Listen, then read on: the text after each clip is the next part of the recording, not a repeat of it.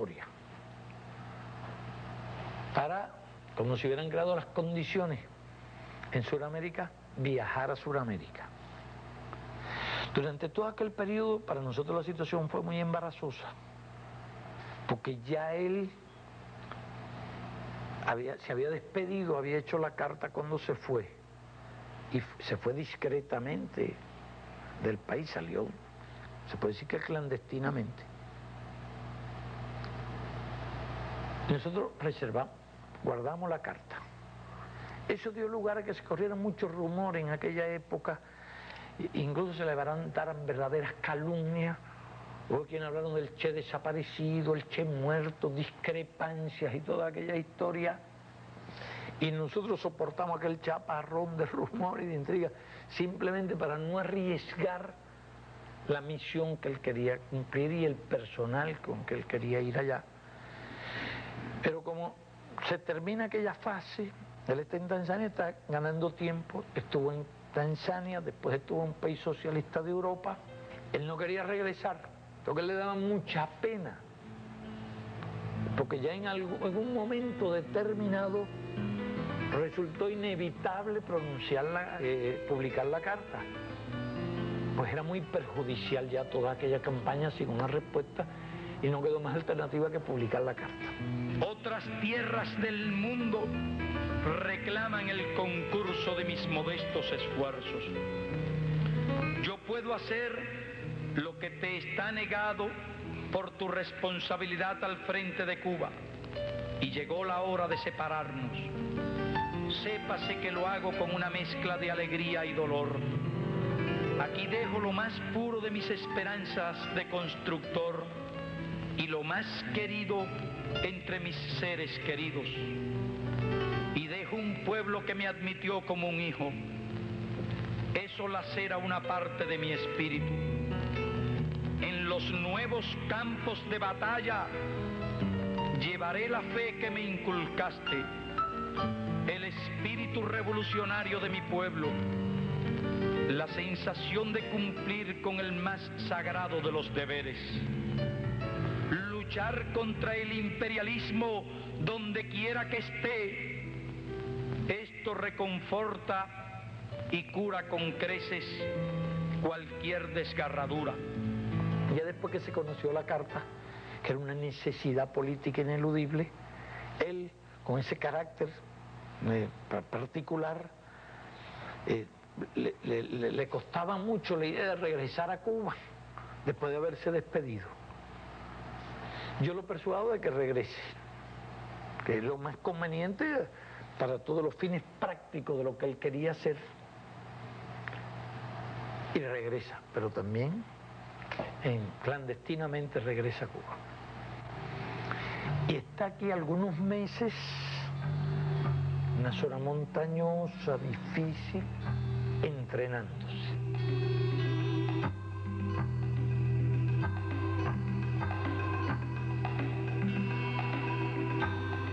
Él solicitó la colaboración de un grupo de compañeros, de viejos guerrilleros, algunos nuevos, y solicitó que se le apoyara en eso. Y él escogió el grupo de personas, los escogió, conversó y nosotros autorizamos que fuera un grupo de compañeros bien experimentados, puesto que la tarea que él iba a hacer allí requería realmente de ese grupo experimentado, de voluntarios que fueron a esa tarea. Estuvo entrenándose con ellos durante meses mientras se hacían todos los trabajos previos para el traslado de él y del grupo a Bolivia.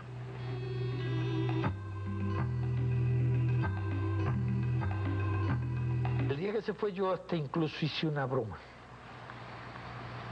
El día que se marchó definitivamente, invité a varios compañeros de la dirección del partido, de los demás Confianza, y lo invité a una comida con un visitante que teníamos.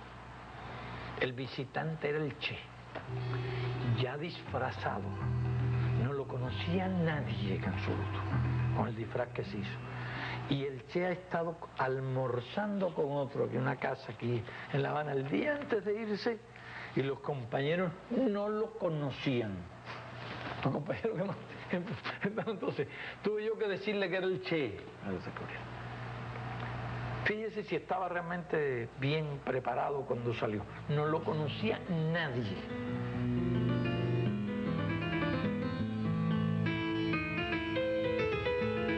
Él había escogido el territorio y había elaborado su plan de lucha. Le interesaba Argentina.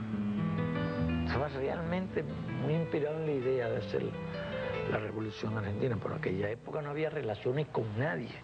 Entonces estos gobiernos incluso se habían unido a los Estados Unidos contra Cuba.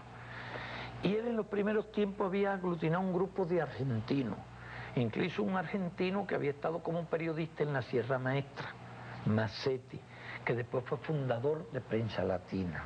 Y él lo había captado para sus ideas de lucha en Argentina. Y Massetti, de acuerdo con el Che, trató de organizar un frente allá en el norte de Argentina, por la zona de Salta. Massetti murió en aquellas misiones. El Che era un hombre siempre muy sensible, muy comprometido con todos sus compañeros. El mero hecho de que él hubiera iniciado aquel esfuerzo, aquella lucha, algunos compañeros hubieran dado la vida, era sin duda uno de los factores que influía incluso en su impaciencia para llevar a cabo aquellas ideas. Y entonces ya él había estudiado esa parte, y la importancia que tenía, parece, es que estaba cerca de la frontera con Argentina. Él conocía el carácter del campesino boliviano, muy callado, muy reservado, muy desconfiado. Él sabía que era muy diferente el carácter del cubano, porque él había recorrido incluso después que se graduó, en motocicleta había estado recorriendo. Él estuvo en el Amazonas, en muchos lugares, y tuvo mucho contacto con esas poblaciones, y conocía la tragedia del indio, las características. Él conocía mucho eso y lo sentía. Y más de una vez me explicó y me habló de cómo había que trabajar, y que eso llevaba tiempo, que eso no era fácil. Él estaba consciente de las dificultades de la tarea que tenía allí. Pero ¿qué pasa? Que había vivido nuestra experiencia, nuestra casi increíble experiencia. Después de los primeros reveses, como un grupo tan pequeño se reorganiza, lleva a cabo la lucha en condiciones muy difíciles, y él tenía una fe ciega en ese tipo de lucha y en esas posibilidades, más aún cuando ya tenía aquella enorme experiencia. Y él escogió el territorio, el lugar. Yo diría que en ciencia no había equivocación en eso. No había equivocación. Él trató de ganar un apoyo, trató de ganar apoyo en fuerzas organizadas, en fuerzas políticas organizadas. Se suponía que se iba a contar con el apoyo del Partido Comunista boliviano y de otras fuerzas. Hubo otras fuerzas que se sumaron, porque había divisiones en esa época en el movimiento, en la izquierda, en el movimiento comunista. El Partido Comunista tenía varios dirigentes. Estaba el secretario general Monge, se había hablado, se había explicado. Pero había otros dirigentes también. Y realmente allí surgió un conflicto con Monge. Eso se conoce, está la historia. Surge un conflicto entre el Che y Monge por ciertas posiciones de Monge, pretensiones quizás de dirigir, y el Che no aceptó eso. Yo creo que en Monge prevalecieron unos factores formales, puesto que aquel era el país y era el secretario del partido del país, y realmente para dirigir aquella empresa no había mejor cuadro ni mejor persona más preparada que el Che. Se había logrado el apoyo de otros movimientos y también de algunos latinoamericanos. Estaban en esa fase cuando los acontecimientos se complican allí y realmente se descubre. Pienso que necesitaba un poco de más tiempo. Pero por una razón o por otra, combinación de factores, llegan a descubrir el destacamento cuando todavía estaban en fase de organización. Entonces, Monge tiene cierta responsabilidad, pero bueno, históricamente no sería justo hacer esa imputación al Partido Comunista. Varios comunistas se unieron, los Peredo, muy buena gente que estaban despuntando como excelentes cuadros, se unieron y apoyaron al Che y ayudaron muchísimo al Che. y la dirección del partido, en discrepancia, quiso ayudarlo.